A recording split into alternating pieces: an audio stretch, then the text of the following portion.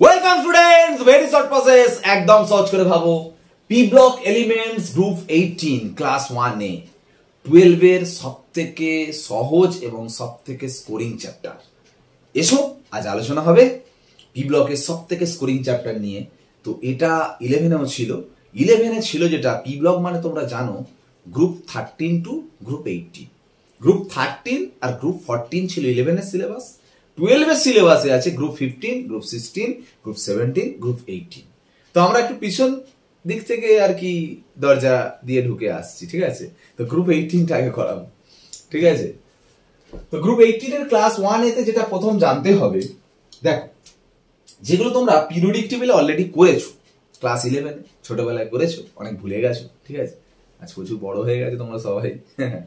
তো যাই হোক, তো এই ক্লাস হবে আজকে। প্রথম যেটা জানতে হবে, দেখো অ্যাটমিক রেডিয়াস মানে পারমাণবিক ব্যাসার্ধ। তো ব্যাপারটা কি, পরমাণুর আকার বা পারমাণবিক ব্যাসার্ধ অ্যাটমিক রেডিয়াস তো সবাই জানো। তো পিরিয়ডিক টেবিলে যেটা ছিল লেফট টু রাইট আর আপ টু ডাউন, মানে বাম দিক থেকে ডান দিক আর উপর থেকে নিচ কি চেঞ্জ হচ্ছিল। লেফট টু রাইট কি হচ্ছিল বলতো, অ্যাটমের সাইজ আস্তে আস্তে কি হয়, ছোট হয়ে যায়, নাকি না? আর উপর থেকে নিচে গেলে অ্যাটমের সাইজ বড় হয়। কেন গো, এটা কি হচ্ছিল বলতো? বাম দিকে ডান দিকে সবাই বলে নাকি প্রোটন সংখ্যা বাড়ছে বলে। সত্যি? হ্যাঁ সত্যি, প্রোটন সংখ্যা বাড়ে। প্রোটন সংখ্যা বাড়ে বলে, কারণ লিথিয়াম যদি ভাবো, এটা যদি বেরিলিয়াম, বোরন, কার্বন, নাইট্রোজেন, এক এক করে থাকে 3টে প্রোটনের 4টে প্রোটন, 5টা প্রোটন, 6টা প্রোটন।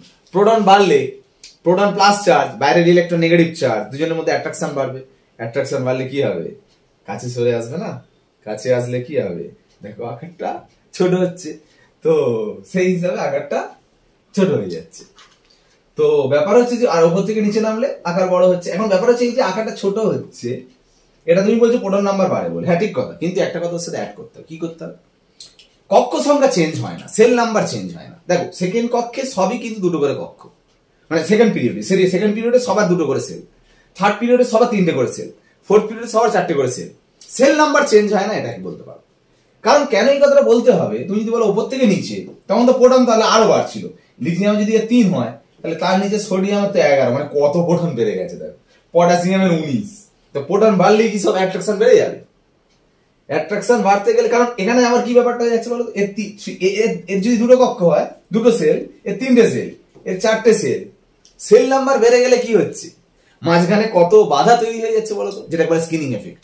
কারণ দেখো যত মানে এর যদি কক্ষ দুটো হয়, এর কক্ষ যদি 3টে হয়, এর কক্ষ যদি 4টে হয়, তাহলে এই নিউক্লিয়াস আর ইলেকট্রনের মাঝখানে দেখো কত বাধা সৃষ্টি হচ্ছে। এখানে বাধাটা কম, তাহলে স্কিনিং এফেক্ট বেড়ে যাচ্ছে। স্কিন করছে, পর্দা কাজ করছে। বাইরের ইলেকট্রনের সাথে নিউক্লিয়াসের কি সুন্দর একটা আকর্ষণ হচ্ছে, মাঝখানে পর্দা এসে গার্ড করে দিচ্ছে। আর সে আর তাকে দেখতে পাচ্ছে না, আকর্ষণ করবে, তাই না? তো গার্ড করে দিচ্ছে অনেকটা, তা আকর্ষণ ওই জন্য কমে যাচ্ছে যতই প্রোটন নাম্বার বাড়ুক। এখানে স্কিনিং এফেক্ট ইনক্রিজ করছে, আর কি ডিস্টেন্স ইনক্রিজ করছে, যেহেতু সেল নাম্বার বেড়ে যাচ্ছে, তার জন্য কিন্তু অ্যাট্রাকশন কমে যাচ্ছে। এখানে কিন্তু অ্যাট্রাকশন বাড়ছিল, কারণ সেল নাম্বার চেঞ্জ হচ্ছিল না। সেল নাম্বার চেঞ্জ হচ্ছিল না কিন্তু প্রোটন সেল নাম্বার চেঞ্জ হচ্ছিল না কিন্তু প্রোটন নাম্বার বাড়ছে। আর এখানে প্রোটন নাম্বার বাড়লে কি হবে, সেল নাম্বার বেড়ে যাওয়ার জন্য অন্য ব্যাপার হয়ে যাচ্ছে, ওই জন্য সাইজটা বড় হয়ে যাচ্ছে, তাই না? তো আমরা এইটা শিখে ফেললে, এইটাই মেন, এটা শিখে ফেললে এমনি এইগুলো সবই হয়ে যাবে। শুধু একটু ডেফিনেশনটা বুঝতে হবে তোমাকে। কিরকম আয়নাইজেশন এনথালপি, আয়নার বিভব কাকে বলে বলো তো দেখি? আয়নার বিভব, আয়নাইজেশন এনথালপি মানে হচ্ছে একটা অ্যাটম, তার থেকে আমি একটা ইলেকট্রন বের করব, করে তাকে M+ করব। করতে গেলে তার উপরে একটা এনার্জি ক্রিয়েট করতে হবে, মানে এনার্জি ওকে দিতে হবে, তবে সে ইলেকট্রন ছাড়বে। তুমি কেন ইলেকট্রন ছাড়বে, মানে এনার্জি দিতে হবে কেন?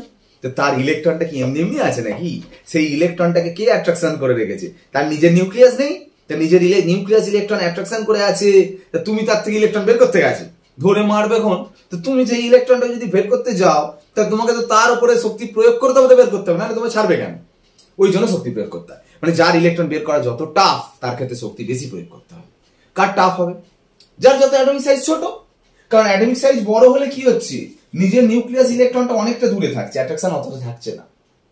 কিন্তু ছোট সাইজ হলে কাছাকাছি থাকলে অ্যাট্রাকশন বেশি থাকছে, ইলেকট্রন বের করা টাফ। ওই জন্য আয়নাইজেশন এনথালপি বেশি হবে ছোট সাইজটা। সব থেকে ছোট সাইজ, দেখো একটা কথা বলি, দেখবে তোমরা ক্লাস 10 পর্যন্ত ছোট সাইজ বলতে বাম দিক থেকে ডান দিকে গেলে সাইজ ছোট হয়, সব থেকে ছোট সাইজ বলতে দেখবে হ্যালোজেন। অ্যাকচুয়ালি সব থেকে ডান দিকে আছে নোবেল গ্যাস, নোবেল গ্যাস ছোট হওয়ার কথা, বলতে হ্যালোজেন, তারও রিজন আছে বলছি, কিন্তু এটুকু বলতে পারি আয়নাইজেশন এনথালপি সব থেকে বেশি কিন্তু নোবেল গ্যাসের।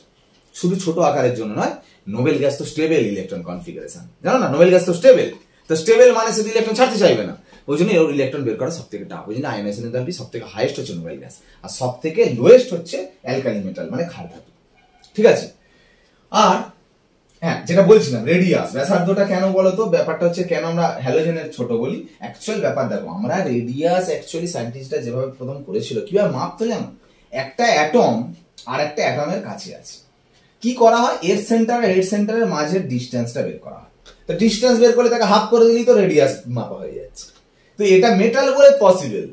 কোভ্যালেন্ট কম্পাউন্ড হলে কি হয় জানো, কোভ্যালেন্টের ক্ষেত্রে একটা অ্যাটম আর একটা অ্যাটমের মধ্যে এরকম ওভারল্যাপ হয়ে থাকে, তখন এর সেন্টার আর এর সেন্টারের মাঝের দূরত্বকে যদি 2 দিয়ে ভাগ করো, করলে দেখো কি হচ্ছে, পুরো কি রেডিয়াসটা পাচ্ছ, তার থেকে ছোট পাচ্ছ, এটাকে বলা হয় covalent radius.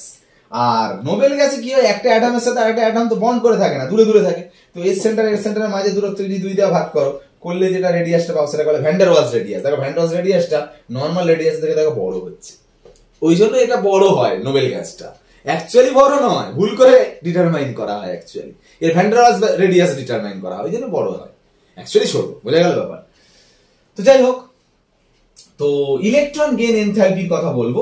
Electron gain enthalpy কাকে বলে? ইলেকট্রন গেইন এনথালপি মানে কি, এটার পুরো উল্টো, এম কে একটা ইলেকট্রন দেব, দিলে হবে এম মাইনাস, তো ও তখন আবার এনার্জি ছাড়বে। এবার তুমি বলবে যে এনার্জিটা ছাড়ে তাকে বলে ইলেকট্রন গেইন এনথালপি, মানে যেখানে বেশি এনার্জি ছাড়বে তার ইলেকট্রন গেইন এনথালপি বা ইলেকট্রন আসক্তি বেশি। তো কেন ইলেকট্রন দিলেও এনার্জি ছাড়বে কেন? তো ও ধরো সত্যি ইলেকট্রন চায়, খুব চাইছে, ইলেকট্রন দাও ইলেকট্রন দাও ইলেকট্রন দাও বলছে, ঠিক আছে, তো তুমি যদি তাকে একটা ইলেকট্রন দাও, তো সত্যি যদি ওর চাহিদাটা থাকে, তো তুমি দিলে খুশি হবে না? তো খুশির জন্য সে তো এনার্জি ছাড়বে, মানে ওটাই ভাবো না, ও চাইছে বলে তুমি ওকে ইলেকট্রন দিচ্ছ বলে তো ও খুশি হয়ে তোমাকে এনার্জি দিচ্ছে, মানে ওই জন্য এনার্জি রিলিজ করে, মানে যে যত বেশি এনার্জি রিলিজ করবে তার ইলেকট্রন পাওয়ার আকাঙ্ক্ষাটা তত বেশি ছিল। বুঝে গেল ব্যাপারটা? আর যখন দেখবে এ চায় না ইলেকট্রন, কখন এই কেস হয়, যখন নোবেল গ্যাস যেমন স্টেবল চায় না, তুমি যদি ইলেকট্রন দাও তখন আবার উল্টে দেখা যাবে এনার্জিও ছাড়বে না, উল্টে তোমাকে এনার্জি দিতে হচ্ছে যদি ওই ইলেকট্রন ছাড়ে, মানে সরি যদি ওই ইলেকট্রন নেয়, মানে অ্যাকচুয়ালি ইলেকট্রন ও নিচ্ছে বলে ও এনার্জি ছাড়ছে, ঠিক কথা। কখনো কখনো আবার ও যখন চাইবে না, তুমি যদি জোর করে ওকে ইলেকট্রন দাও, তো চাইছে না, তো তখন কিন্তু এনার্জি ছাড়বে না, উল্টে তোমাকে আবার এনার্জি দিতে হবে, সেটা স্পেশাল কেস। ওই জন্য নোবেল গ্যাসের ইলেকট্রন অ্যাফিনিটিটাকে বলা হয় পজিটিভ সাইন। এই ইলেকট্রন অ্যাফিনিটি সব নেগেটিভ সাইন, সব নেগেটিভ সাইন, ঠিক আছে। নোবেল গ্যাসের কিন্তু ইলেকট্রন অ্যাফিনিটি পজিটিভ সাইন, যেহেতু বাইরে থেকে এনার্জি দিতে হচ্ছে, আর নেগেটিভ সাইন যেহেতু বাইরে থেকে এনার্জি দিতে হবে না, এনার্জি ছাড়বে, কারো কম শক্তি ছাড়ে, কারো বেশি শক্তি ছাড়ে, যার বেশি শক্তি ছাড়ে তার ইলেকট্রন অ্যাফিনিটি বেশি, মানে যেমন এরকম হয়, এর ইলেকট্রন অ্যাফিনিটি ধরো -10, এর -20, এর -30, এর -40, এরকম করতে করতে এর +60 মানে যে নোবেল গ্যাস তার +60, বুঝতে পারছো, পজিটিভ হবে। তো ভ্যালুগুলো কিন্তু আস্তে আস্তে দেখো বাড়ছে, সাইনটা নেগেটিভ মানে শক্তি ছাড়ে বলে, তাহলে ইলেকট্রন অ্যাফিনিটি বাড়ছে, দেখো মাইনাস সমেত ধর দেখবে না, ভ্যালুটা দেখো বাড়ছে, কেন বাম দিকে গেলে কেন ইলেকট্রন অ্যাফিনিটি বাড়ে? ছোট বলে। ছোট হলে কেন বলো তো, নিউক্লিয়াস তুমি যদি ইলেকট্রন একটা ওকে দাও, দিলে তো কাছাকাছি থাকছে বলে অ্যাট্রাকশন ধরে রাখতে পারবে, বড় সাইজের অ্যাটমে যদি তুমি ইলেকট্রন দাও, দিলে ও ওকে ধরে রাখতে পারবে, আর সে একজন জামতলা একজন কলকাতায় থাকলে কি করে অ্যাট্রাকশন ধরে রাখবে?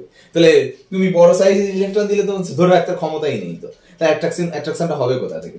এ ছোট বলে তো বুঝতে পারছো না, কাছাকাছি থাকার একটা টেন্ডেন্সি থাকছে, ওই জন্য ইলেকট্রন দিলে ওর অ্যাট্রাকশনটা বেশি কাজ করবে, ওই জন্য ইলেকট্রন চায় বেশি, বুঝে গেল? ওই জন্য অ্যাফিনিটি বেশি, ইলেকট্রন অ্যাফিনিটি সব থেকে হ্যালোজেনের ম্যাক্সিমাম। নোবেল গ্যাসের কেন? নোবেল গ্যাসের পজিটিভ না, ওর ইলেকট্রন অ্যাফিনিটি সব থেকে বেশি নয়, ইলেকট্রন অ্যাফিনিটি কম, পজিটিভ যাদের কম ধরা হবে। ইলেকট্রন নেগেটিভিটি না একই জিনিস, ডিফারেন্স শুধু একটা জায়গায়। ইলেকট্রন অ্যাফিনিটি মানে তুমি সিঙ্গেল আসো, তুমি যেখান থেকেও ইলেকট্রন নিতে পারো, আবার কেউ ধরো আমি সিঙ্গেল নেই, ঠিক আছে, আমি বন্ডেড অবস্থায় ইলেকট্রন গেইন মানে ইলেকট্রন টানার ক্ষমতা রাখে, সেটা বলে ইলেকট্রন নেগেটিভিটি।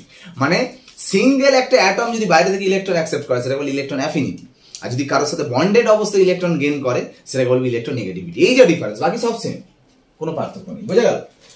তো নেক্সট যেটা টপিক শিখতে হবে, দেখো ইজ অফ লিকুইফিকেশন, তরলীভবন প্রবণতা, আর একটা হচ্ছে ওয়াটার সলিবিলিটি।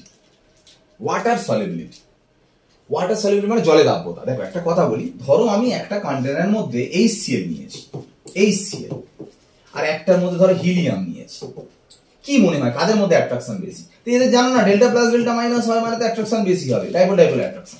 তো এদের তো কোনো চার্জ নেই, অ্যাট্রাকশন মানে কি attraction? Van der Waals force of attraction, একদম মানে কি বলবো, একদম মিনিমাম অ্যামাউন্ট অফ অ্যাট্রাকশন, খুব কম অ্যাট্রাকশন।